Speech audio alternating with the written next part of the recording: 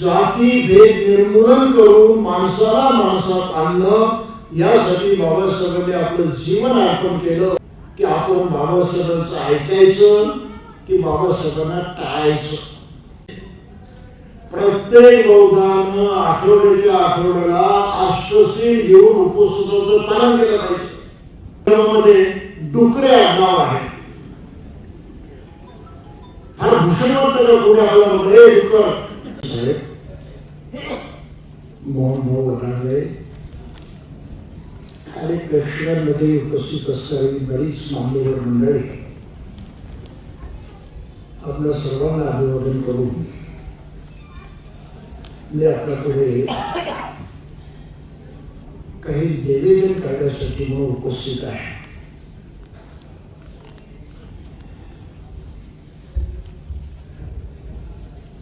एक प्रश्न विचारून मी माझं मत मांडणार आहे. प्रश्न एकदम सोपा आहे, उत्तर सोपं आहे की नाही ते मला माहित नाही, आणि ते उत्तर आपण द्यायचं आहे. परमपूज्य डॉक्टर बाबासाहेब आंबेडकरांनी आपल्या आयुष्याची बाजी लावलं, आपलं आयुष्य पणास लावलं. ते कोणतं उद्दिष्ट साध्य करण्यासाठी, कोणत्या हेतूसाठी? भारत बौद्धमय करण्यासाठी, भारत बौद्धमय करण्यासाठी असं म्हणतात. मोठा प्रश्न. त्यांनी आपलं आयुष्य पणास लावलं, ही गोष्ट लक्षात घ्या. किमान दोन उद्देश पक्के आहेत की या देशामध्ये इथल्या राहणाऱ्या माणसाला मनुष्य म्हणून सुखानं जगायचं असेल तर या समाजामध्ये परिवर्तन झालं पाहिजे. हा समाज बदलला पाहिजे. आणि परिवर्तन न होण्याचं मुख्य जे कारण होतं ते बाबासाहेबांनी पक्केपणे जाणलं. ते असं की मनुष्य आपल्या मनाच्या सहाय्यानं जगत असतो. मनात जे येईल, मनाला जे पटेल, मनाला जे वाटेल तसं वागत असतो, जगत असतो. आणि या मनाची जडणघडण मोठ्या नाना प्रकारच्या गोष्टींनी झालेली असते. त्यामध्ये अज्ञान ही फार मोठी भयंकर गोष्ट आहे. हे अज्ञान माणसाला अज्ञान म्हणून कळतच नाही, इतकं ते भयंकर आहे. आणि ते बाबासाहेबांनी नेमकं हेरलं, जाणलं की या देशातल्या माणसाचं अज्ञान कोणतं आहे. मी माणूस आहे, मनुष्य म्हणून जगणं मला योग्य आहे, हेच त्याला कळत नाही. तो स्वतःला माणूस म्हणून ओळखत नाही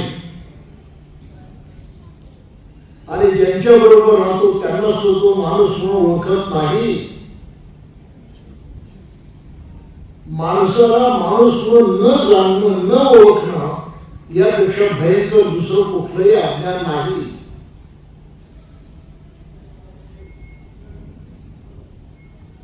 ईश्वर आपल्या लक्षात यायला पाहिजे की माणसाची ओळख पुसून टाकायची, त्याचं माणूसपण झटकून टाकायचं.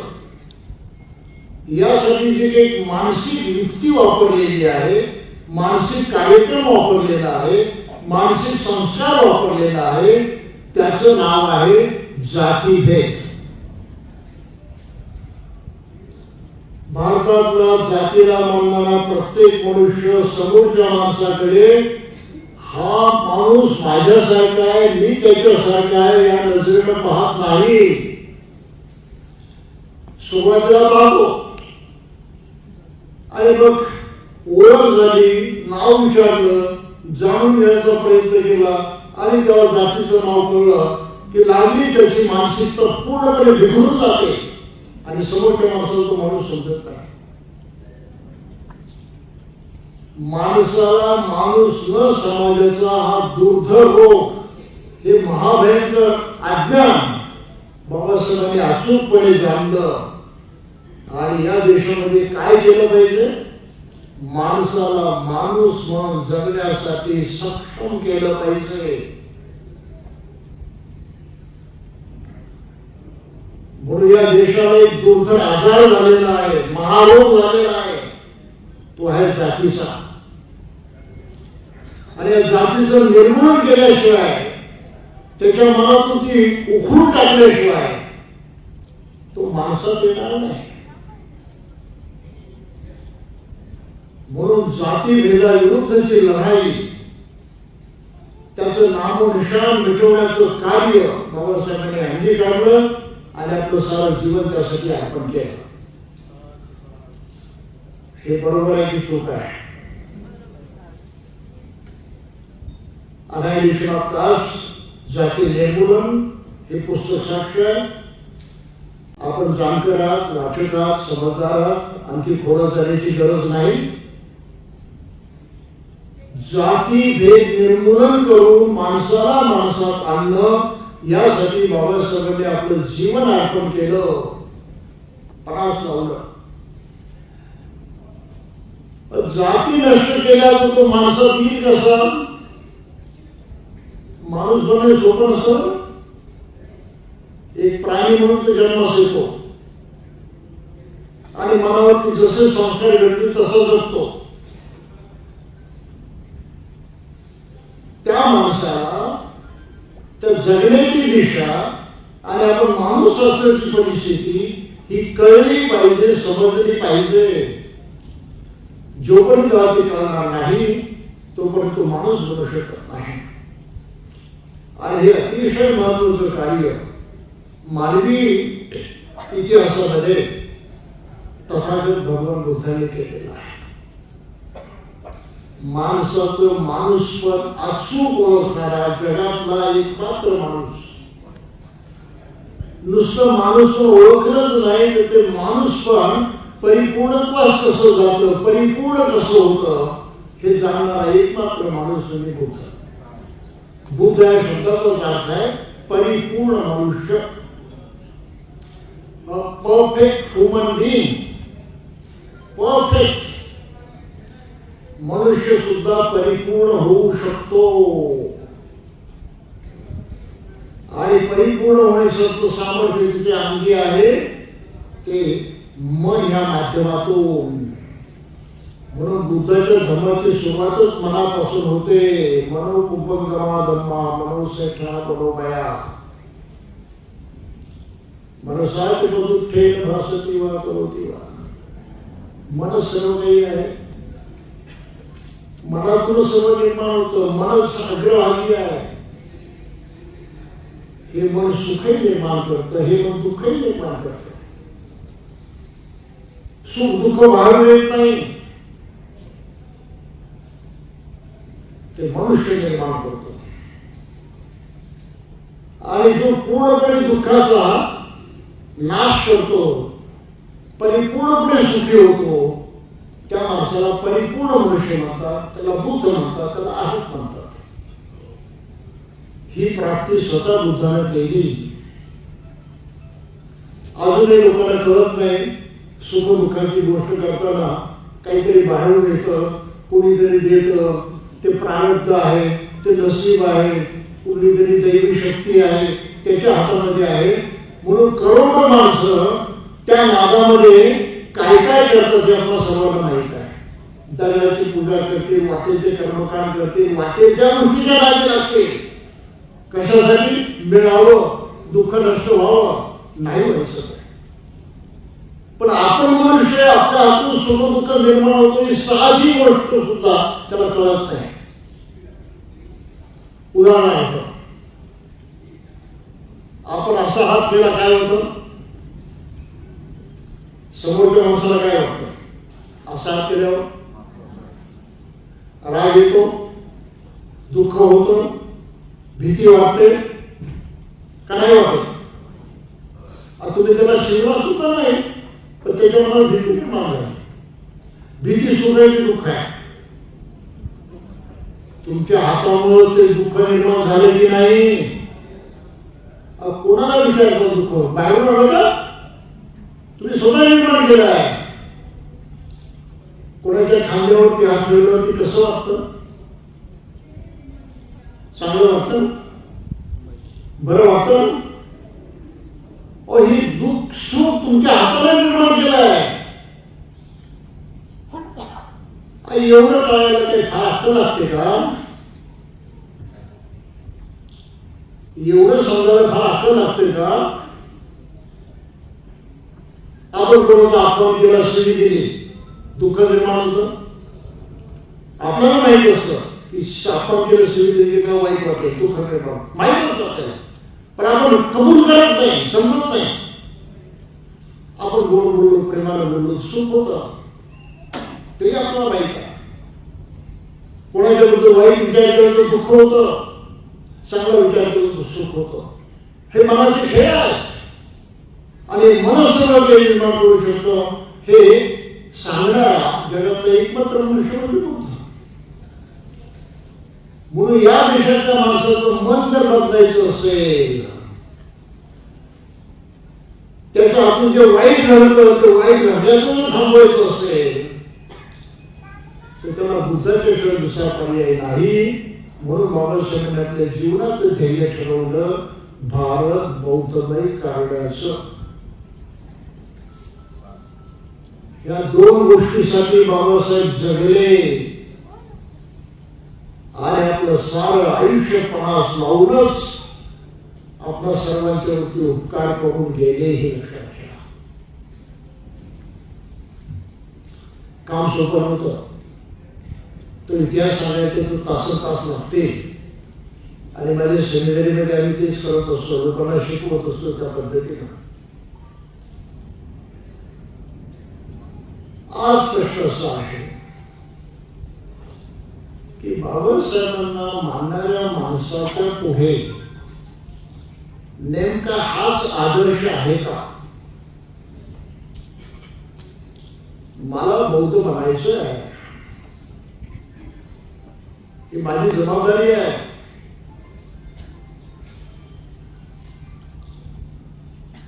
बाबासाहेबांनी आदर्श समाजाची कल्पना मांडलेली आहे. विषमतेवरती आधारित समाज सर्व दुःखाचं, सर्व वाईटाचं मूळ आहे. भारतात जेवढं वाईट आहे त्याचं मुख्य कारण जातीभेद आहे, ती भावना आहे, ती मानसिकता आहे. तुझं माझं करायची, उंच नीच लेखण्याची, माणसाला माणूस म्हणून न पाहायची, ही मानसिकता बदलणं हे अत्यंत आवश्यक आहे. आणि ती मानसिकता बदलायची असेल तर बुद्धाचाच मार्ग आहे. बुद्धानं ती बदलून दाखवलेली आहे. म्हणून बुद्ध तपासल्या पर्याय नाही. मग आदर्श समाजाची कल्पना मांडण्याने काय म्हटलं की भारतातला हा जो समाज आहे आम्हाला नको आहे. मला या देशामध्ये असा समाज निर्माण करायचा आहे जो स्वातंत्र्य, समता आणि बंधुत्व या तीन तत्वांवरती आधारित असेल. हे आपल्या वाचनात आहे ना, स्वातंत्र्य, समता, बंधुत्वावरती आधारित नवा समाज निर्माण करणं. अहो, त्याच नव्या समाजाचं नाव आहे बौद्ध समाज. आता आपण या बाबतीमध्ये कुठे आहोत तेवढं पहा.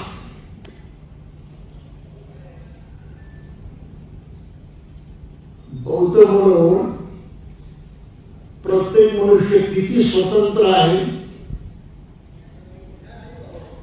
आपल्या घरात किती स्वातंत्र्य आहे, आपल्या समाजात किती स्वातंत्र्य आहे, ज्यांच्या बरोबर वावरतो त्यांच्यामध्ये किती स्वातंत्र्य आहे, हा मोठा विषय आहे. एवढा वरवरच्या गोष्टी तो कळणार नाही, आपला जो वेळ नाही म्हणून त्यामध्ये जाणार नाही. आपण लोकांना आळवतो, नाळवतो, पिळवतो, सर्व काही करतो. स्वातंत्र्य गेला. आळवण्यात, नाळवण्यात, पिळण्यात आणि समाजाने चालू आहे ना. आपण म्हणतो एकमेकांचे पाय खेचतात लोक, चालू आहे ना. वेळच्या वेळी मदत करत नाही, चालू आहे ना. ही स्वातंत्र्याची हत्या आहे. समर्थेचं काय, तोही मोठा विषय आहे, त्याच्यामध्ये थोडा झाल्याची आता वेळ नाही आपल्याला. परंतु खऱ्या अर्थानं आपण समता पाळत नाही. अगदी घरात कुटुंबातलं जरी म्हटलं तर स्त्री पुरुषांच्या मध्ये सुद्धा समता नसते. जरा ऐकायला जड जाईल आणि स्वीकारायला सुद्धा जड जाईल, परंतु ही गोष्ट खरी आहे. कुठे ना कुठे तुझं माझं आहेच, कुठे ना कुठे उच्च आहेच, कुठे ना कुठे अधिकाराची भावना आहेच. हे बुद्धाला जेव्हा जाणलं होतं, म्हणून एका सूत्रामध्ये, शिगाव सूत्रामध्ये ग्रहस्थांना उपदेश करताना त्यांनी सांगितलं होतं,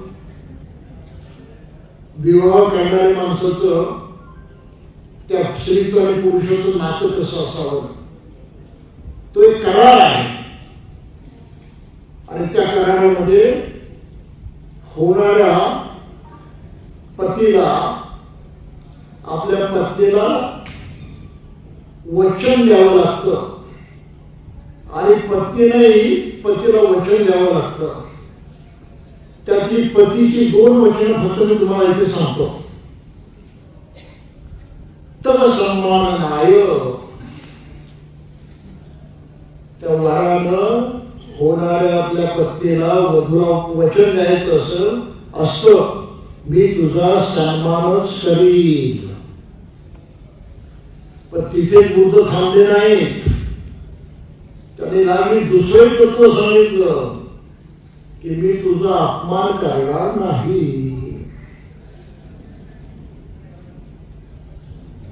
ही समता आहे. आपण आपल्याला विचारलं तर आपल्या घरात तरी ही समता आहे की नाही तो जरूर विचार करा.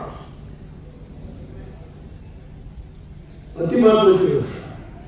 म्हणून बुद्धानं सांगितलेली समता सामान्य गोष्ट नाही.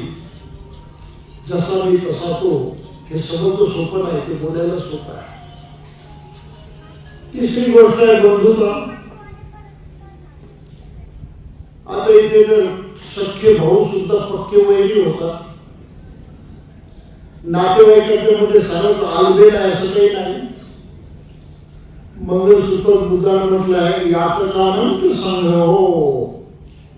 नातेवाईकांनी सुसंघटित असावं. कोणाचे नातेवाईक सुसंघटित आहेत?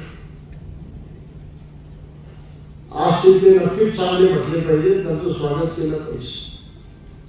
पण आपल्याला माहित आहे कधी कधी आपण गुरुने दाखवतो त्रागाकडे, आणि तो परका परवडला पण नात्यातला नको.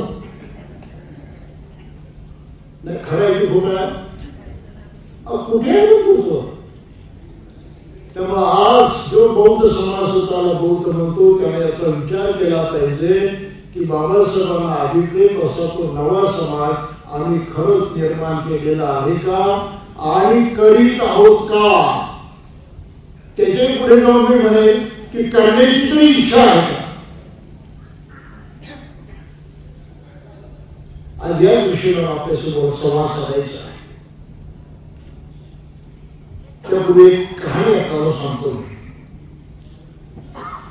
एका मुद्द्यावरती आपण सर्व बाबासाहेबांना मानतो,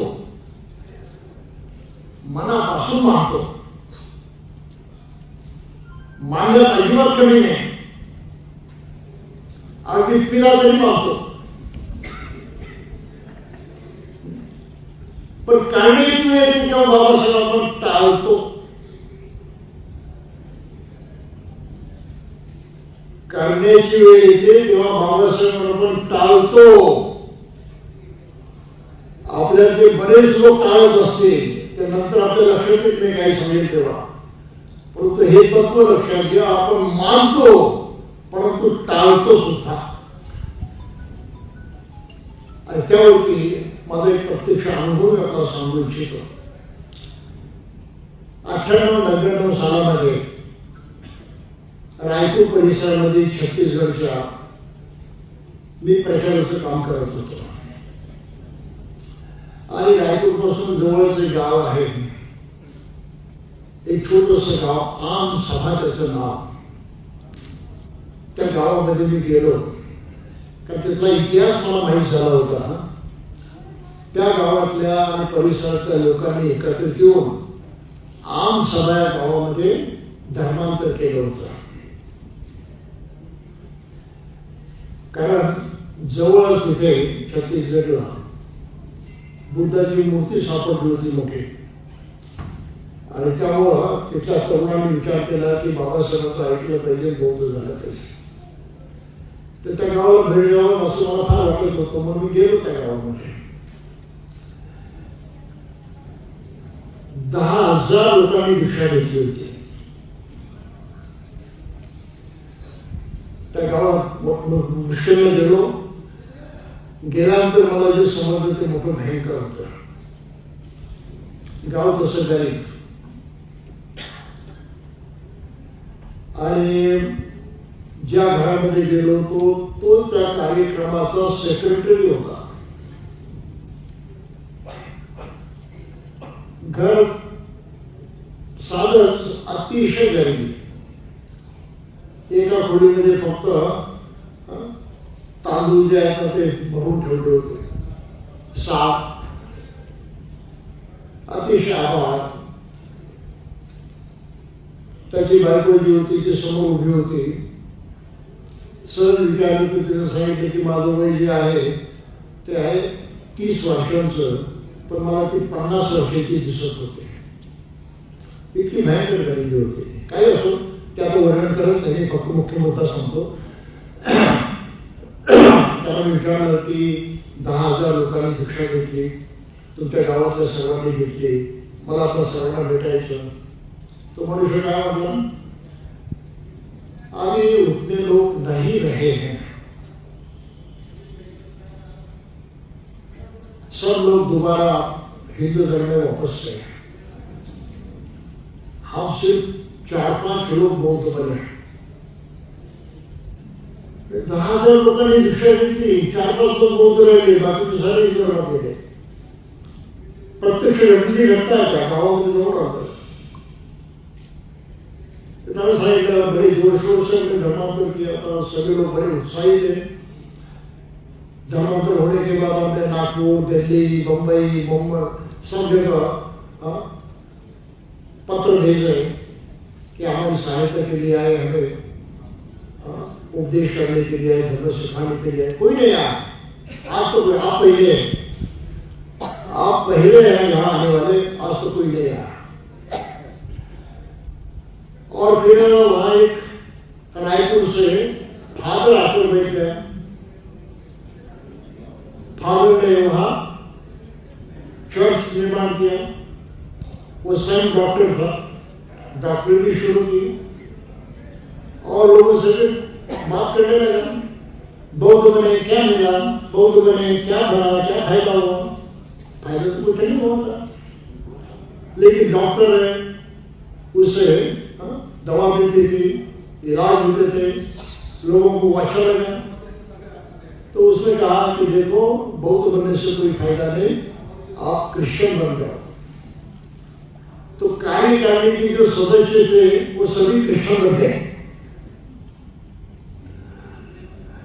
अब इनकी देखा कि जो लोग बौद्ध नहीं बने थे वो रिश्तेदार कहने लगे, अरे तुम भी क्रिस्ताव बन जाओगे, अभी छोड़ दो बुद्ध धर्म और वापस आओ हिंदू धर्म में. सब लोग चले गए.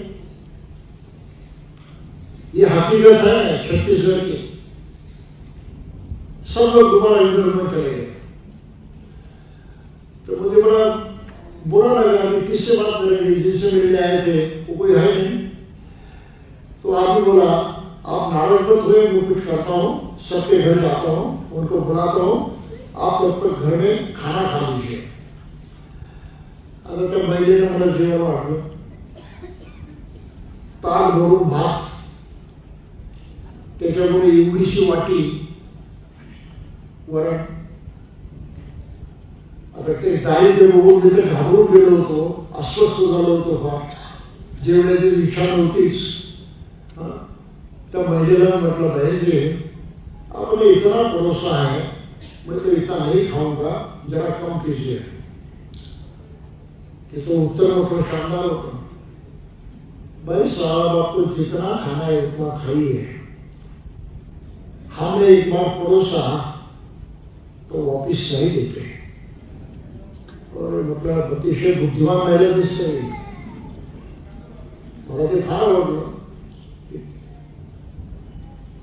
गरीब महिला अशिक्षित लिहिता वाचता काही येत नव्हतं आणि इतकी मागास होईल, पण तिचे जे उत्तर मला ताबडतोब जाणवलं की निश्चितच बुद्धिमान महिला आहे। तो तेरा मतलब बहन जी कुछ बातचीत करो आपसे, कुछ सवाल पूछेंगे? भाई साहब जरूर पूछिए। तो मैंने कहा कि इतने सारे लोग बौद्ध बने थे, तुम भी बौद्ध बने हो, अभी तुम हिंदू धर्म में गई या बौद्ध में?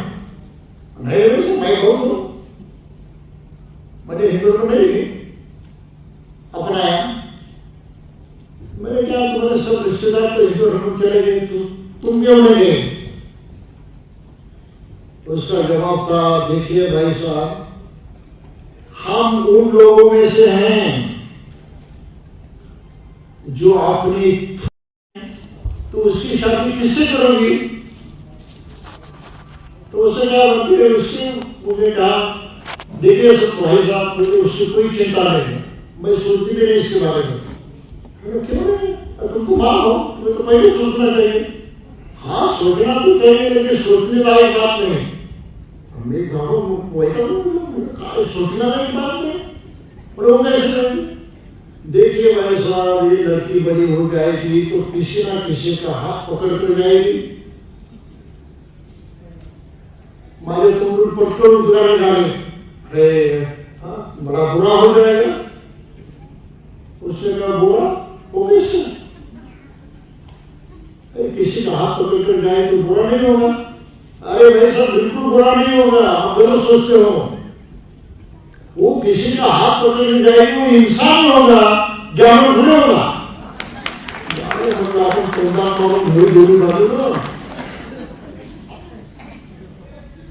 लोक प्रकाराने जीव मारतात लोकांना, आणि ती महिला तिथे म्हणते की नाही माझ्या कोणाचा हात धरून गेली तर ती माणसाचा हात धरून जाईल। काय उंची आहे विचाराची ती पाहिलं का? सामान्य गोष्ट नाही। पण तिला म्हटलं भाई और कुछ पूछना चाहता हूँ? आप पूछे, मैंने मुझे जो आता है बताऊंगा। अरे भाई आज नहीं कल तो मर जाओगी ना, अब तो होना है, मांगना तो सभी को है, मैं भी मर जाऊंगी।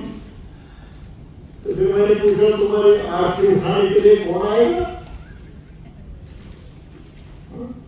आपने मेरे को भाला ऐकलं ना, मैं एकदा झालो होतो असं आमच्या एका मंडळामध्ये एक मनुष्य फार तावा करायचं, मला ऐकलं पाहिजे। ते दुसरे महिन्याने जास्त तांदू नकोस, सारा समाजाचं ऐक, त्या लोकांचं ऐक, काय ऐकलं माझं नाही ऐकलं, ते नंतर कशाला होतं? अरे शेवटी ते तुझ्या कामी येतील, मेल्यावरती खांदा द्यायला येतील ना तुझ्या। याची भाषा काय? मेल्यावरती मला खांदा देण्याची कोणाची गरज नाही, मी मुन्सिपालिटीच्या गाडीचं आहे। आम्हाला ते सारा आठवलं।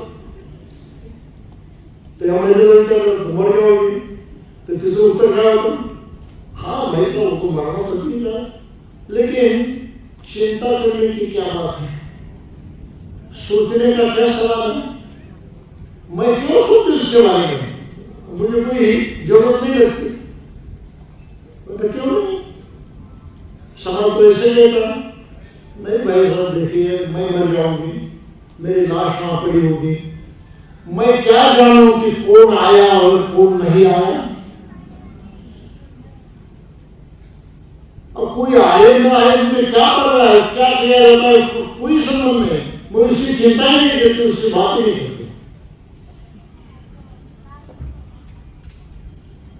सीधी प्रश्न विचारा, देखिए बहन जी आपने बहुत अच्छे जवाब दिए, लेकिन आप तो बहुत बने, तुम तो खुद पढ़े लिखे नहीं हो, यहाँ कोई धर्म सिखाने के लिए नहीं आता, प्रचार प्रसार करने के लिए नहीं आता, तो बौद्ध मतलब तुम जियोगे कैसे, बौद्ध तरीके से? तो उससे क्या भाई साहब, वो तो बात है, हम वो तरस रहे हैं, कोशिश भी कर रहे हैं, कुछ हुआ तो हो जाएगा, लेकिन नहीं हुआ तो भी कोई परवाह नहीं। मैंने कहा वो कैसे? देखिए बाबा साहब ने आपको कहा इंसानियत से जो, तुम एक मनुष्य हो, इंसान हो, दूसरे हर इंसान को इंसानियत की नजर से देखो और इंसानियत के साथ पेश करो। बस ये तो कहना मेरे कब्जे में, मेरे हाथ में, वो वैसे करो। माणसाला माणूस म्हणून ओळखण्याची ज्या मेहनतीची ताकद होती, तिच्या मनात जात आली नाही, धर्माला नाही, भेदाभेद झाला नाही, कुठलाही मनुष्य असू त्याच्याकडे माणूस होण्याची पाहण्याची ताकद होती, ही फार मोठी गोष्ट आहे. मी त्याला गुरु मानलं, मतलब भैया जी आपने मुझे ऐसे सबक सिखाए मैं कभी भूलूंगा नहीं, आणि आज पण विसरलो नाही ना. ते आजही भेटतात. बौद्धांनी त्या ताकदीनं उभं राहण्याची गरज आहे.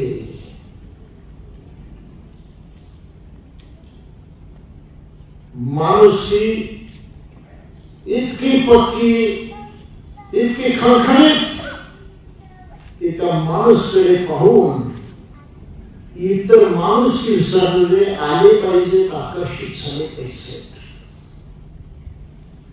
हा बौद्ध समाज निर्माण करणं हे बाबासाहेबांचं स्वप्न होतं, ध्येय होतं. भारत बौद्ध काढण्यामधला हा मुख्य भाग होता. म्हणून त्यांनी धम्माची व्याख्या केलेली आहे बुद्धाने तिथं धर्मामध्ये, की बुद्धाचा धर्म मूलतः आणि तत्वतः सामाजिक आहे. बुद्धाच्या शिकवणीच्या, सामाजिक शिकवणीच्या ह्या मुद्द्यावरती बाबासाहेबांनी सर्व जोर दिलेला आहे. का तर तशा प्रकारचा समाज घडावा ही त्यांची मुख्य इच्छा होती. भारत बौद्ध करण्यामधला मुख्य अर्थ हा आहे. म्हणून आपल्या पुढे प्रश्न निर्माण होतो की आपण बाबासाहेबांचं ऐकायचं की बाबासाहेबांना टाळायचं, हा महत्वाचा मुद्दा आहे. काय वाटतं, ऐकायचं की टाळायचं? ऐकायचं असेल तर मी आपल्याला काही गोष्टी विचारू इच्छितो, ज्याच्यावरती आपण विचार करावा आणि आपण खरंच ऐकतो का हे तपासून पाहावं. पहिली गोष्ट सांगू इच्छितो, वेळेच्या अभावी, वेळ जास्त होईल, की धम्मदीक्षा घेतल्याशिवाय कोणाला बौद्ध समजलं जाणार नाही असं बाबासाहेबांनी जाहीर केलं होतं. आणि हाही खुलासा केला होता की आम्ही एक संस्था स्थापन केली, आम्ही काही नियम केलेले आहेत, लोकांनी यावे ते समजून घ्यावे, बुद्ध धर्म समजून घ्यावा, पटलं तर स्वीकारावं, नाही तर स्वीकारण्याची काही शक्ती नाही, ही जाहीर केलं होतं. बुद्ध धर्म समजून घ्यावा, पटवून घ्यावा, तर दीक्षा घेणे त्यांची भूमिका होती. आज आम्ही तमाम लोक आमच्या मुलाबाळांना जन्मानं बौद्ध म्हणतो, मग बाबासाहेबांचं ऐकतो की बाबासाहेबांना टाळतो? काय उत्तर आहे? आपण तरी दीक्षा घेतली आहे का समजून उमजून बुद्ध म्हणजे काय, धर्म म्हणजे काय, संघ म्हणजे काय, त्या जीवन पद्धतीने जगायचं कसं, काय काय करायचं, कसं कसं वागायचं समजून घेतलं, प्रशिक्षण घेतलं, तरी आपण बौद्ध म्हणतो. म्हणजे बाबासाहेबांना मानतो आणि करायचं टाळतो. काही लक्षात आलं? म्हणून मानल्यावरती चालत नाही, करणं महत्वाचं आहे. आणि करणं टाळणं म्हणजे नाकारणं आहे, धिक्कारणं आहे, तिकडे पाठ फिरवणं आहे. म्हणजे एक प्रकारे आम्ही बाबासाहेबांना नाकारतो, धिक्कारतो, त्यांच्याकडे पाठ फिरवतो. असे आज बौद्ध समाजामध्ये किती लोक आहेत, किती लोक आहेत. मेजॉरिटी, आणि तरी आपण त्यांना म्हणतो आपलं. अरे आपलं स्वतःच नाही स्थिर, कोणाला आपलं म्हणायला लागला. दुसऱ्या अर्थानं आपलं बरोबर आहे की बाबासाहेबांना मानायचं आणि टाळायचं, त्यामध्ये आपण सारे म्हणजे आपण आपले असं म्हणायला काही हरकत नाही, समजायला काही हरकत नाही. 1924 साली आता या गोष्टीला 101 वर्ष होऊन गेलं, दुसरं वर्ष चालू आहे.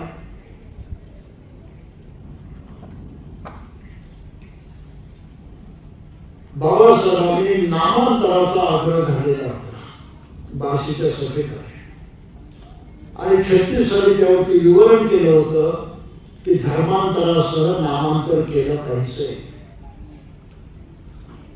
कारण जाती व्यवस्था भारतात टिकून राहिलेली आहे, त्याचं फार महत्वाचं कारण आहे नाव, आडनाव. आडनावामुळे जाती व्यवस्था टिकून राहते, जात नाही, नष्ट होत नाही. हे बाबासाहेबांनी जाणलं. तुम्ही आडनाव जर सोडलं तर जात तुटेल, जात नष्ट होईल. हा त्यांचा मुख्य सिद्धांत होता. हा सिद्धांत आजही लोकांना कळत नाही, हे अतिशय दुर्दैवाची गोष्ट आहे. आपण सार्वजनिक ठिकाणी आपलं नाव सांगितल्यावरती लोक आपल्याला कसं ओळखतात. कांबळे म्हटलं की बौद्ध समजतात का? नाही, साधा प्रश्न आहे. कुणी कांबळे असेल तर माफ करा, तुम्हाला अपमानित करण्यासाठी नाही बोललो मी, फक्त स्पष्टीकरण करण्यासाठी बोलतोय. आपणापैकी प्रत्येकाचं जुनं आडनाव जात दाखवणारा जात निदर्शक आहे, आणि ते बदनाम बाबासाहेबांनी सांगितलं. काही नाव इतकी वाईट आहे की सांगता सोय नाही. उदाहरणार्थ विदर्भामध्ये डुकरे आडनाव आहे. फार भूषण वाटतं का कोणी आपल्याला म्हणलं डुकर. पण हाही क्वालिफाईड माणसाची बदलत नाही. 22 वर्ष मी नागपूरला राहिलेलो आहे. काय झालं? वेळे आहेत, बैले आहेत, गाढवे आहेत, नवरे आहेत, नीट नवरे सुद्धा आहेत. काय आहे का आता पिसाळ्या गोष्टीला? ही आपली पहिचान, ही आपली योग्यता, हे आपलं व्यक्तित्व आहे. एवढं सुद्धा विचार जर आम्ही करत नसून आम्ही आपलं डोकं वापरतो कशात होते. हाही क्वालिफाईड असं मी म्हणतो. ते फक्त टेक्निकल आहे, व्यावसायिक आहे, पोट भरण्याचं शिक्षण आहे, ते शहाणपण शिकण्याचं शिक्षण आहे. जर या शिक्षणातून काही शहाणपण आला असेल तर माणसाला पटकन आठवण झटकून टाकलं असतं. पुण्यामध्ये एक घटना घडली. माझ्या माहितीचा एक मनुष्य होता, दोघे शिक्षक, आडनाव गाढवे, मुलाला इंजिनियर, त्याला मिळाली नोकरी अमेरिकेत. एकदा रस्त्यामध्ये भेटला, सांगितलं हा तर मी अमेरिकेला असं आहे. त्याचं अभिनंदन केलं, त्याला चांगलं म्हटलं. फक्त एक सूचना केली, तिथे जाऊन तू अपमान करून घेऊ नकोस, सन्मानानं जगायचं. हा बिचारा सन्मान झाला, मी मुळीच अपमान सहन करणार नाही. अरे म्हटलं तुझा अपमान होणार याची मला खात्री आहे. नाही आपण सहनच नाही करणार. नाही तू सहन नाही करणार, तो भाग वेगळा, तू तुझा अपमान होणार. तो बघा काय म्हटलं, तू गेला अमेरिकेमध्ये, तुझा अनुभव आहे, तुझे तिकडे सहकारी विचारतील त्या नावाचा अर्थ काय म्हणून त्याला सांगावं लागेल ना. गाडी म्हणजे डोंकी. आता गाढवा शब्द त्याच्या डोक्यात राहायचं नाही, कारण परक्या शब्द तो परक्या भाषेतला, पण डोंकी त्याच्या मातृभाषेतला शब्द तो त्याच्या लक्षात राहील. तू उद्या कामाला गेला आणि सकाळी तर तू स्वागत केलं, how are you mister donkey, कसं वाटेल तुला बाबा? एकदम घाबरून गेला तो. हो ना, म्हणून डॉंकी समजायला गेलो म्हणजे वाईट होतं. आणि म्हणजे इथे गाडी म्हणत होतं ते तुला वाईट दिसत होतं, आता कळलं का? नाही आता मी काहीतरी करतो. काय करतो? नाही आता नाव बदलल्याशिवाय जात नाही. त्यांना नामांतर केलं, पासपोर्ट बदलला, सर्व बदललं, त्यामध्ये 2 महिने घालवले, नंतर तो ऑर्डर केला गेला. ही घटनेची घटना सांगतो. आपलं आडनाव आपण बदलल्याशिवाय आपली जात सुटणार नाही, एवढं तरी आपण लक्षात घ्यायला पाहिजे. का आम्ही आडनाव बदलत नाही? बाबासाहेबांना मानतो, पण त्यांनी शिकवलेलं टाळतो. करायची खोट आहे. तिसरी गोष्ट, इथल्या माणसाचं माणूस पण नष्ट झालेला आहे. त्याला उच्च निश्चितेचा, जातीभेदाचा रोग लागलेला आहे. ती मानसिकता आपली दुरुस्त झाली पाहिजे आणि माणूस म्हणून जगण्याचं आपल्याला वळण लागलं पाहिजे. आपल्या मनाला ते वळण लागावं म्हणून धर्माचं आचरण करावं लागतं. पंचशील आपलं महत्वाचं आहेच, शिवाय तर काही गोष्टी आहेत, पण त्याची सवय आपल्याला लागली पाहिजे. आज किती माणसं, किती बौद्ध सकाळी उठल्याबरोबर बुद्धाची आठवण करतात. Very good. पण आपल्याला मेजॉरिटी असे दिसेल, जसं कुठलाही मुसलमान सकाळी उठल्यापासून रात्री झोपेपर्यंत आईला विसरत नाही, 1000 वेळा अल्लाचं नाव घेते. ख्रिश्चन मनुष्य ओ माय गॉड म्हणतच राहील. कुणी शिव भक्त असेल हिंदू, तर त्याच्या तोंडात दिवसभर शिव असणारच. पण बौद्ध मनुष्य सकाळी उठल्यावरती बुद्धाचं नाव घेतो का? आहे प्रश्न. फार थोडे लोक. पण आम्हाला तर बुद्ध केव्हा आठवतो? कुठला कार्यक्रम असेल, श्रीशरण पंचशील घ्यायचं असेल तेव्हा बुद्ध सगळ्यांना लक्षात येईल, नाही तर आम्हाला आठवतच नाही. हे आचरणाची सवय आम्हाला लागलेली नाही. आणि आजही म्हणतात की पिणाऱ्या लोकांचं प्रमाण या मागासवर्गीयांच्या मध्ये जास्त आहे. मुद्दा सांगण्याचा एवढाच आहे की पंचशिलाचं पालन आम्ही गंभीरपणे घेतलेलं नाही, जागरूकतेने तिकडे पाहत नाही. आहे तसं जगतो, जशी सवय लागते तसं वागतो. म्हणून बाबासाहेबांनी बुद्ध आणि त्यांचा धर्म या ग्रंथात लिहिलंय स्पष्टपणे बौद्धाने काय केलं पाहिजे. प्रत्येक बौद्धानं आठवड्याच्या आठवड्याला अष्टशील घेऊन उपवासाचं पालन केलं पाहिजे. प्रत्येकानं सप्ताह म्हणून सप्ताह अष्टशील घेऊन उपवासाचं श्रद्धेनं पालन करा.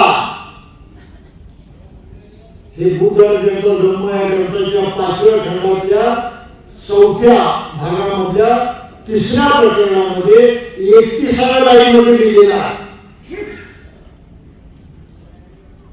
किती लोक उपवासाचं दर आठवड्याला पालन करतात? येस, दर आठवड्याला. That's very good. आणि तेही रविवारी आली का पंचायत? आम्हाला अमावस्या पौर्णिमा माहित आहे, मुहूर्त माहित आहे, पण बाबासाहेबांनी बजावून सांगितलं दर रविवारी करायचं. रविवार किती धोक्याचा दिवस आहे माहित आहे ना? नको ते सुस्त रविवारी. म्हणून माणसाच्या जुन्या सवयी तुटायच्या असेल, त्या तोडायच्या असेल तर तर बाबासाहेबांनी हा उपाय सांगितला, रविवारी उपवास करा. आम्ही बाबासाहेबांना मानतो आणि त्यांनी सांगितलं टाकतो. त्याचा अर्थ आणि रविवारी उपवास जर करायला लागला तर आपल्याला इच्छा होईल की देवाला जावं, आस्वासित ग्रहण करावं, पूजा वंदना करावी, लोकांशी मैत्रीनं वागावं. दर रविवारी विहारात जावं असं बाबासाहेबांनी सांगितलं. ते सांगितलेलं तेव्हा कृतीमध्ये येईल जेव्हा आपण अष्टशिलाचं पालन करायला लागतो. ही बौद्ध जीवन पद्धतीने आपल्याला सांगतो आहे बौद्धांच्या मध्ये. शेजाऱ्या पाजाऱ्या इतर लोकांना वाटलं पाहिजे की बौद्ध लोक रविवारी उपवासाचं पालन करतात, ते दिवसभर खोटं बोलत नाहीत, चांगलं करतात मनुष्यानं, दिसलं पाहिजे. हे वैशिष्ट्य आहे बौद्धांचे. हे खरंच बोलतात, खोटं बोलत नाही, चांगलं करतात, वाईट वागत नाही. ही गुणवत्ता आहे, हे मेरिट आहे. आणि मेरिट जे आहे ते इतरांना पराभूत करणारं शस्त्र आहे. बाबासाहेबांना ते शस्त्र आपल्या हाती द्यायचं होतं की पहा, कधी कधी टाकाऊ माणसं आज इतकं उच्च दर्जाचं जीवन जगतात. त्यांच्यामध्ये माणुसकी पहा, त्यांचं शुद्ध आचरण पहा, एकमेकासाठी किती खपतात, किती राबतात जरा पहा. ते सहकार्य सर्वांनी मिळून किती चांगलं करतात, स्वतःचं कार्य कसं करतात, समाजाचं कार्य कसं करतात, एकमेकाच्या कामी कसं करतात आणि कसं प्रगती कशी साधतात, हे लोकांना दिसलं पाहिजे. बाहेरचा तो आहे नवा बौद्ध समाज. हा बौद्ध समाज आपण निर्माण करू शकलो नाही. मी आपल्याला किती गोष्टी सांगितल्या? 4 गोष्टी सांगितल्या. धम्म दीक्षा घेतल्याशिवाय कोणी स्वतःला बौद्ध समजता कामा नये. पुन्हा त्याची आपल्याला नीट सुरुवात करावी लागेल, अंमलबजावणी करावी लागेल. नामांतर तर करावंच लागणार आहे. नामांतराशिवाय जातीचा कलंक जाणार नाही आणि तो कलंक धुवून काढणं ही आपल्या हातातली गोष्ट आहे. कलंक काय तो? महात्मा गांधीने म्हटलं होतं, अस्पृश्यता हिंदू धर्मावरचा कलंक आहे आणि तो हिंदूंनी पुसून काढावा म्हणून. त्याला उत्तर बाबासाहेबांचं वेगळं होतं. अस्पृश्यता प्रत्यक्षात आमच्या जीवनावरचा कलंक आहे आणि तो धुवून काढणं हे आमचं कर्तव्य आहे. फरक लक्षात घ्या. हा कलंक आपल्याला धुवायचा असेल तर नामांतर केलंच पाहिजे, दुसरा काही पर्याय नाही. अष्टशिलाचं पालन घराघरात केलं पाहिजे. गेली 40 वर्षी हा प्रचार करतो, एक दिवसाची गोष्ट नाही. अलीकडे नागपूर, पुणे, मुंबईकडे बऱ्याच प्रमाणात लोक नामांतरही करतात आणि दीक्षाही घेतात. मी हजारो लोकांना दीक्षा दिलेल्या आहे, अनेकांनी नामांतर केलेलं आहे आणि दर रविवारी उपवासाचं पालन करतात. ऑनलाईन मी दर रविवारी सकाळी 8 वाजता उपवास देत असतो लोकांना आणि थोडंसं पवित्र होत असतं. अशा काही लोकांनी गेलेली काही वर्षांपासून उपवास करतात. त्यांनी मला रिपोर्ट केलेला सांगितलेलं आहे की बंदेच्या घराचं वातावरण बदललं. आम्ही पूर्वी नुसते मोबाईलमध्ये घरात असायचो, यामध्ये घर त्या आपल्या मनाप्रमाणे वागायचं, कोणी केव्हाही जेवायचं, कोणी केव्हाही खायचं. काही त्याला धर्मच नव्हता, कोणी विचारपूस सुद्धा करत नव्हते, कुठे जायचं लोकांना गेला नव्हतं, काही लोकांना पत्ता नाही. आता हे वातावरण इतकं बदललेलं आहे की आम्ही एकोप्यानंच ब्रेकफास्ट करतो, एकोप्यानंच जेवतो, एकत्रितपणे, वेगवेगळं नाही. आणि उपवासाच्या मध्ये आम्हाला सवय लागली एकोप्यानं जगायची. एकमेकाला विचारपूस करतो, कोणी कुठे जाणार असतो सर्वांना सांगून जातो. घरातल्या सर्वांना माहीत असतं कोण कुठे आहे, कोण काय करतो ते. एकमेकांची विचारपूस करतो, एकमेकांना सहाय्य करतो. पूर्वी मुलं ऐकत नव्हती, आता मुलं इतकी संबंधित झाली की आम्हाला आश्चर्य वाटतं. प्रत्येक गोष्ट विचारते, सल्ला विचारते, सांगते. एवढं आमच्या घरामध्ये विश्वासाचं वातावरण निर्माण झालेलं आहे. घराला घरपण आलं हे कृपया लक्षात घ्या. आपल्या घराला घरपण यायचं असेल तर उपोषण हा फार चांगला मार्ग आहे. दर रविवारी उपोषण केलंच पाहिजे. अवघड काहीच नाही.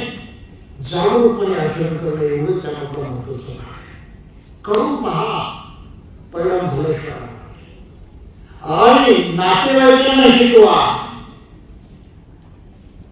नातेवाईकांचं घर बदललं तर नातेवाईकांचं संघटन होतं. यात अनंत संघ हो, सामंजस्य निर्माण होतं, आपुलकी निर्माण होते. आणि हे मुद्दा हेच म्हटलं, नातेवाईक कशासाठी आहे? जे एकमेकांच्या कामी पडतात, जे एकमेकांना सहाय्य करतात, जे एकमेकांना ओळखतात, ते नातेवाईक. ही जी आदर्शाची नातेवाईकांची कल्पना आहे ती बुद्ध धर्मामध्ये आहे. म्हणून यात अनंत संग्रह, नातेवाईकांचा संग्रह झाला पाहिजे. ते संघटित असले पाहिजे असं म्हटलेलं आहे मंगळसूत्रामध्ये. म्हणून आपल्याला उपसूत्राचं पालन करणं आवश्यक आहे. आणि शेवटची गोष्ट सांगू इच्छितो. बाबासाहेबांनी सांगितलं की आपल्या उत्पन्नाचा 20वा भाग धर्मकार्यासाठी द्या. धर्मकार्यासाठी द्या. धर्माच्या प्रचार प्रसाराचं काम कोण करते त्यांना द्या. पण आम्ही काय केलं, ते बॅक टू सोसायटी म्हणून त्याला फाटा फोडला. अतिशय हुशारीने फाटा फोडला. खरं आहे की खोटा आहे? कोणत्या समाजाला द्यायला सांगितलं? जातीभेद नव्हतो त्या समाजाला, वाईट नव्हतो त्या समाजाला. कोणत्या समाजाची गोष्ट करता तुम्ही? ते बॅक टू सोसायटी. इतकी हुशारी आपण दाखवलेली आहे. बाबासाहेबांनी धर्मासाठी द्यायला सांगितलं आणि त्याला सुद्धा फाटा फोडला. धर्मासाठी देणं म्हणजे प्रत्यक्षात ते धर्माचं काम करतात त्यांना देणं.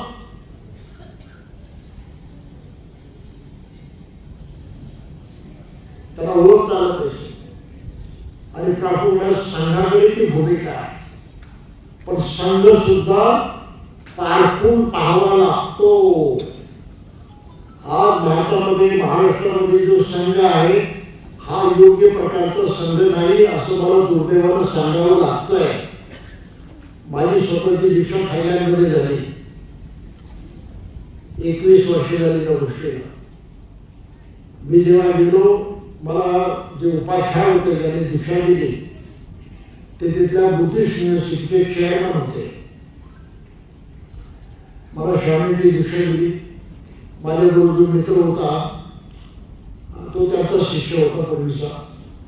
त्यांना सहज त्यांना विचारलं, हे भारतातून आले आहेत, त्यांना भिक्खूची दीक्षा कधी मिळेल?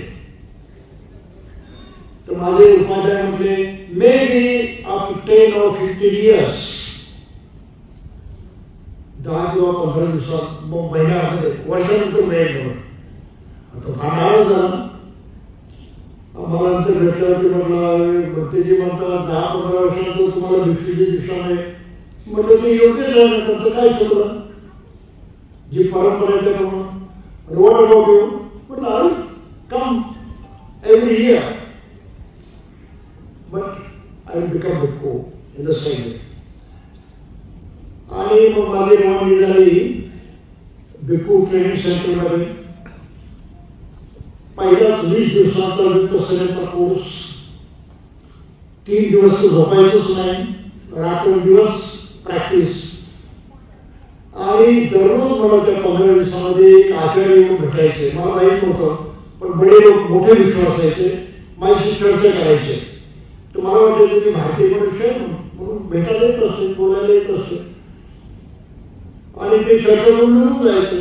नाना प्रकारची चर्चा करायचे, खूप प्रश्न विचारायचे. 1 तास मला ते दररोज घ्यायचे. असे 15 भिक्षू भेटून गेल्यानंतर 15 दिवसामध्ये, 20 दिवसामध्ये.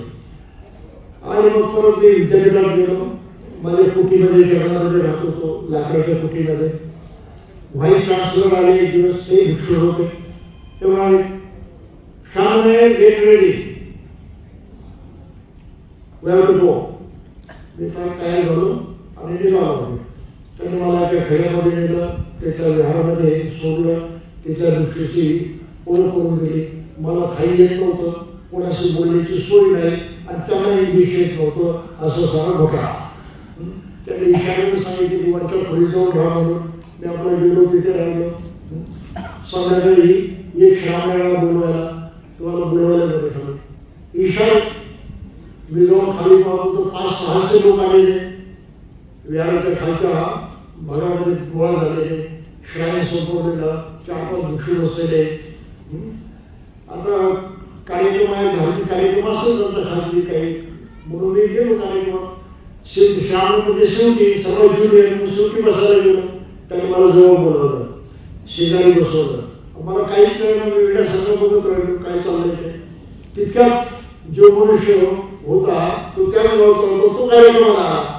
त्याला म्हणाला, इकडे तू माझ्या समोर बसलाय, काय चाललंय मला कळलं पाहिजे. तो समोर बसला. त्याला म्हटलं, काय कार्यक्रम आहे? तर म्हणे, is your ordination. My ordination? पण ते कसं काय? तर म्हणे, हे गाव जे आहे ते सारं गोळा झालेलं आहे, तुम्हाला गावाच्या वतीनं चिवरदान केलं जाणार आहे. आणि मग माझं लक्ष गेलं तिथे चिवर सजवून ठेवलेलं. त्यांना दाखवलं, चिवर सजवून ठेवलेला आहे. म्हणजे वजनाचा कार्यक्रम होता. आणि म्हटलं, मला इतक्या लवकर कशी काय भिक्षा दिली? उद्या माझं म्हणजे भिक्षूची उपसंपदा होणार इथे. म्हटलं, मला काहीच माहित नाही. व्हाईस चान्सलर बोलले नाही, मला इथे नसेल बोलले, पण उद्या तुमची उपसंपदा होणार आहे. म्हटलं, ती कशी काय? भरते तर म्हटलं होते 10-15 वर्षानंतर. तर ते मला नाही, तुम्हाला दररोज कोणी भेटत होतं का? हा, म्हणजे दररोज एक आकडे भेटायचे मला, ती चर्चा व्हायची. ते म्हणजे नुसते चर्चा करायला येत नव्हते, ते तुमची परीक्षा घ्यायला येत होते. आणि बुद्धधर्माची तुमची किती तयारी आहे, किती अभ्यास आहे, काय आहे, हे सारं त्या 15 लोकांनी त्या याच्यामध्ये जाणलं आणि तुमच्या आचार्यांना कळवलं की he is ready for ordination, म्हणून तुम्हाला हा उपसंपदा दिली जाते. सोपं काम नव्हतं ते. आज भारतामध्ये भिक्षू कसे होतात? कुठल्या तरी भिक्षूकडे जातात, मग ते मला चिवर घ्यायचं, ते नागरिकांना चिवर देतात. झाले सामने की ते लागेल दुसऱ्या दिवसापासून भटकायला लागतात. जा इकडे, जा तिकडे, भरती म्हणून वेगळायला लागतात. प्रशिक्षण काही नाही. वास्तविक परंपरेप्रमाणे बाबासाहेबांच्या ग्रंथात लिहिलेलं आहे, बुद्धांच्या धर्मामध्ये, की श्रावणेला कमीत कमी 5-10 वर्ष प्रशिक्षण घ्यावं लागतं. आपल्या आचार्याबरोबर राहून त्यांच्यापासून वेगळं सुद्धा राहता येत नाही, त्यांच्यापासून दूर राहता येत नाही. कायम त्यांच्या संविधानामध्ये राहून प्रशिक्षण घ्यावं लागतं. बुद्धधर्माची मूलतत्व, आचरणाच्या पद्धती, ह्या साऱ्या गोष्टी शिकाव्या लागतात. आणि त्यामध्ये तो तज्ञ झाला, प्रवीण झाला की मग त्याला उपसंपदा म्हणजे दीक्षा दिली जाते भिक्षूची, तोपर्यंत दीक्षा होत नाही. ही सारी प्रक्रिया भारतामध्ये नष्ट झालेली आहे. कोणी कोणाला दीक्षा देतो, सामने म्हणतो, 1-2 वर्ष इकडे तिकडे भटकतो, मग येऊन म्हणतो मग भिक्षू म्हणायचं, त्याची संपर्क उपसंपदा अशीच करून टाकतात. त्यामुळे भारतामध्ये 90% भिक्षू अप्रशिक्षित आहेत, अनट्रेन्ड, आणि त्यामुळे त्यांचं आचरण विनयाप्रमाणे घडत नाही. थोडंसं लक्षात घ्या. आपल्याला वेगवेगळे वागताना दिसतील भिक्षू, त्याचं कारण आहे ते अप्रशिक्षित आहेत, योग्य प्रकारे ते भिक्षू झालेले नाही. म्हणून संघ प्रचार करतो, पण चांगल्या भिक्षूंना आपण दान देणं गरजेचं आहे. असं प्रकारचं काम किमान मी स्थापन केली सेमिनरी सुरू करते. 2005 साली बाबासाहेबांच्या विचारातली पहिली बुद्धी सेमिनरी मी नागपूरला स्थापन केली. महाराज शास्त्रपती विद्यासन या नावानं. आणि 2008 साली मी कॉलेज मिळवलं शासनाकडून आणि international school of Buddhist studies and research आणि पहिलं बौद्ध कॉलेज सुरू केलं.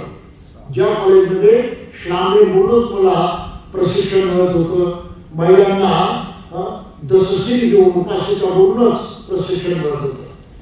52 मुलं माझी त्या कॉलेजमध्ये पहिल्या वर्षी आली, 26 मुलं आणि 26 मुली. म्हटलं काय योगा 50%, काही कमी जास्त नाही. आणि गमत असते, एक मुलगा भोपाळचा होता, इतका गरीब होता, त्याच्या आईकडून भोपाळून घेऊन आले. बंदरी हम बहुत गरीब हैं, इसकी पढ़ाई नहीं हो सकती, बाहर तो ऐसे वैसे पढ़ाओ, लेकिन आगे कुछ नहीं होता, आपका कॉलेज फ्री है, इसलिए लेकर आए. तो मैंने कहा आपको छोड़ जाइए, कोई दिक्कत. तो महीनाभर रहेगा आणि घाबरला, निघाला परत. मला म्हटला बंदरी मैं जाना चाहता हूँ. बोले क्यों? नहीं मुझसे नहीं होगा. क्या नहीं होगा? पढ़ाई नहीं होगी. नहीं मुझसे कुछ नहीं होगा, मैं तो बिल्कुल फेल होने वाला हूँ, मैं जाता हूँ. हार डॉक्टर विचारे तो उनको भरते जी दरअसल बात यह है कि आपने कहा कि बेईमानी नहीं करनी है, और मैं आज तक जितने एग्जाम दिए हैं सब में कॉपी करके पास हुआ. तो मेरा यहाँ कुछ चलने वाला नहीं है, मैं तो पक्का फेल हो जाऊंगा. तेरा डायरेक्ट तू जाएगा नहीं, तेरे माँ बाप ने मुझ पर सौंपा है, तो 1 साल यहाँ रहेगा, तो फिर हुआ तो मैं तुझे कुछ छोड़कर आऊंगा, राहिला नव्हता. त्यांना म्हटलं बेईमानी करायची नाही, जे आहे ते शिकायचं. सकाळचं मेडिटेशन, धार्मिक ट्रेनिंग, कॉलेजचा अभ्यास, ह्या सारा शिस्तबद्ध केला. जेव्हा रिझल्ट लागला तर माझ्या कॉलेजची मुलं नागपूर विद्यापीठामध्ये सारे 52 विद्यार्थी फर्स्ट क्लास मध्ये पोहोचले. वन अँड ऑल पूर्ण निशाम रजिस्ट्रार होते. सर तुम्हाला माहित असतो का? पूर्ण निशामने मला फोन केला, मतलब कि आपने इतिहास रचा है. मतलब क्या हुआ? अरे आपके कॉलेज के सभी स्टूडेंट फर्स्ट क्लास से पास हो गए. नागपुर यूनिवर्सिटी के इतिहास में ऐसा नहीं हुआ था कभी. 100% रिजल्ट आता है बहुत सारे कॉलेज का, लेकिन 100% लोग फर्स्ट क्लास में पास नहीं होते. वो आपने करके दिखाया. मला आपल्याला हे सांगायचं, बुद्ध धर्माला सामान्य लेखू नका. मी स्वतः कॉलेज चालवलेलं आहे, मुलं घडवलेली आहे. तो माझा मुलगा आज भोपाळमध्ये सांची युनिव्हर्सिटीमध्ये असिस्टंट प्रोफेसर म्हणून काम करतो आहे.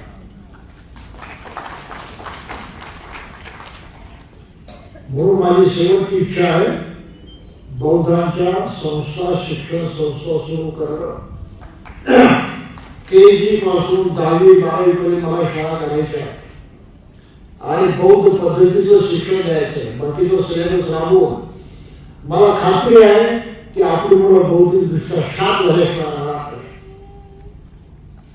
हे प्रत्यक्ष मी करून बघितलेलं नागपूरमध्ये. अनुभवातून बोलतोय, थापा मारत नाही. 7-8 माझी मुलं आली PhD होऊन चांगल्या ठिकाणी काम करतात. हा तर एकदम गरीब पण मागासवर्गीय मुलगा होतो, म्हणजे सर्वात वृद्ध तो सुद्धा प्राध्यापक झालेला आहे.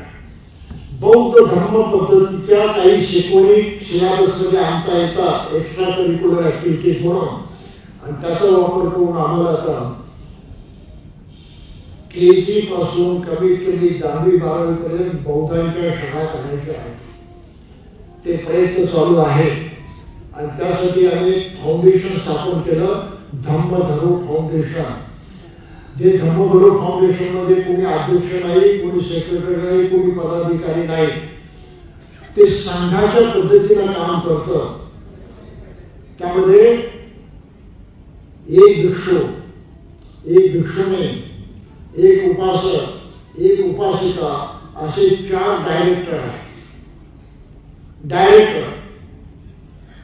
आणि बुद्ध धर्माचा प्रचार प्रसार करणं, तो रुजवणं, हे काम अंगीकारलेलं आहे. त्याचं पहिलं काम आहे शाळा काढणं. ही बाबासाहेबांची इच्छा होती. बुद्धी सोसायटी इंडियाच्या घटनेमध्ये 3ऱ्या कलमात त्यांनी लिहिलेलं आहे की विहार तिथे शाळा पाहिजे, शाळा कॉलेजेस पाहिजे. कोणी काढलं नाही. ते काम अंगीकारलेलं आहे आणि त्यासाठी धम्मधरू फाउंडेशन स्थापन केलेलं आहे. बुद्ध धर्मामध्ये संघ कोणाला म्हणतात? काय उत्तर आहे? शक्यतो सारेच लोक संघ म्हणजे भिक्खूचा संघ समजतात. ते 100% चुकीचं आहे.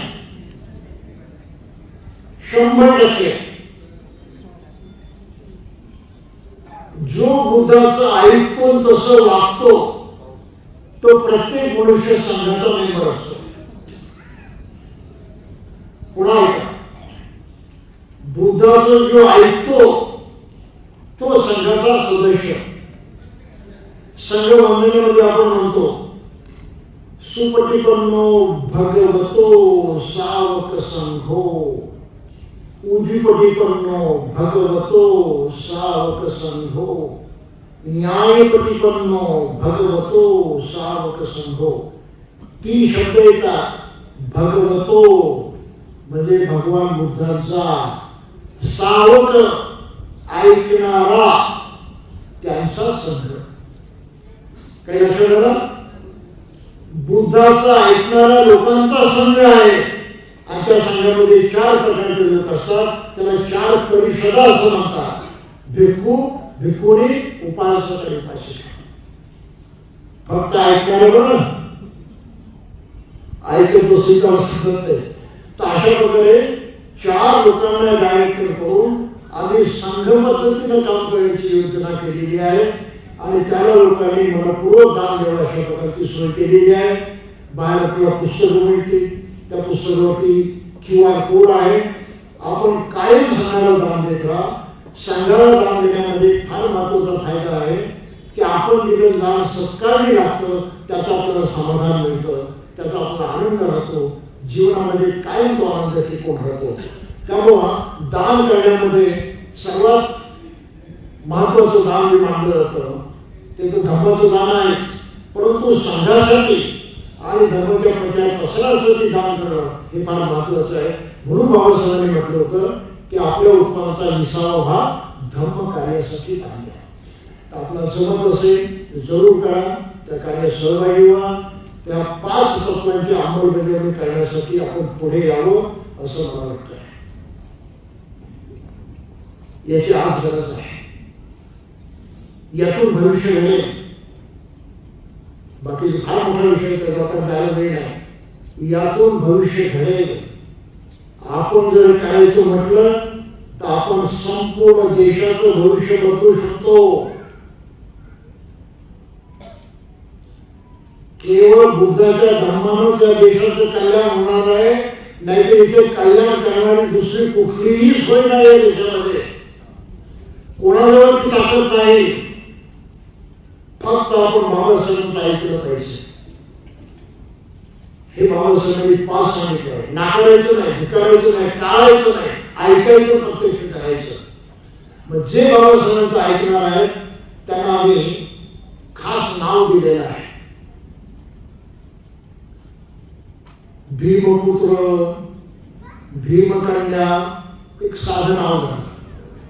परंतु आपल्यापैकी प्रत्येकानं भीमपुत्र, भीमकन्या व्हायला पाहिजे. जे बुद्धाचं ऐकतात, भिक्षू बुद्धाचं ऐकतात, भिक्षुणी बुद्धाचं ऐकतात. कसं तर बुद्धानं जसं सांगितलं तसंच करतात. घराला सोडून, सर्व सोडून जसं तसं ऐकतात. म्हणून भिक्षूंना बुद्धपुत्र म्हणतात. भिक्षुणींना बुद्ध कन्या म्हणतात. आणि पाली शब्द आहे शाक्यपुत्र, म्हणजे शाक्य मुनी बुद्धाचा पुत्र शाक्यपुत्र. आणि शाक्यधीता म्हणजे बुद्धाची कन्या. यावरून आम्ही एक शब्दप्रयोग तयार केला. बाबासाहेबांचे पुत्र आणि बाबासाहेबांचे कन्या म्हणून आपल्याला हा 5 कर्मे कार्यक्रम घेऊन पुढे जायचं, ज्याला मी म्हटलंय बोधिसत्व मिशन. आंबेडकर चळवळीवर टाकून द्या. त्या नावामध्ये आता फार दूषितपणा निर्माण झालेला आहे. तर बाबासाहेबांना उच्च लेखून गौरवपूर्ण अशा प्रकारचं नाव द्यायचं त्याच्या चळवळीला, तर ते नाव आहे बोधिसत्व मिशन. आणि ते मिशन चालवण्याचा प्रयत्न करतो. आणि त्या मिशनमध्ये काम करणारी माणसं हे भीमपुत्र आणि भीमकन्या असते.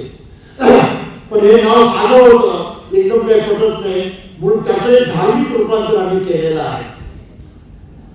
आपण बाबासाहेबांना बोधिसत्व म्हणतो, ते त्यांचं सर्वात मोठं भूषण आहे.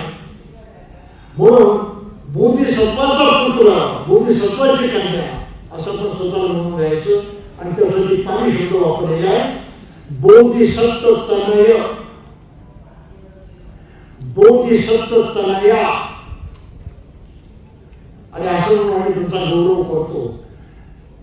तर बंधूंनी भगिनी, मला आता शेवटी एवढं सांगायचं की आपण हे गंभीरपणे लक्षात घ्या. बोधिसत्व तनय बनणं, बोधिसत्व तनया बनणं, स्वतः बनणं, इतरांना बनवणं आणि या पद्धतीनं बाबासाहेबांचं कार्य पुढे रेटणं ही आजची काळाची सर्वात मोठी गरज आहे. आणि धम्माचं आचरण करताना 3 गोष्टी लक्षात ठेवायच्या. मी काही नियमाप्रमाणे वागेली पहिली गोष्ट. धम्माचं आचरण करण्यामध्ये 3 गोष्टी आहेत. उदाहरणार्थ पानाची पाता निर्माण, मी तसं वागेल, पहिली गोष्ट.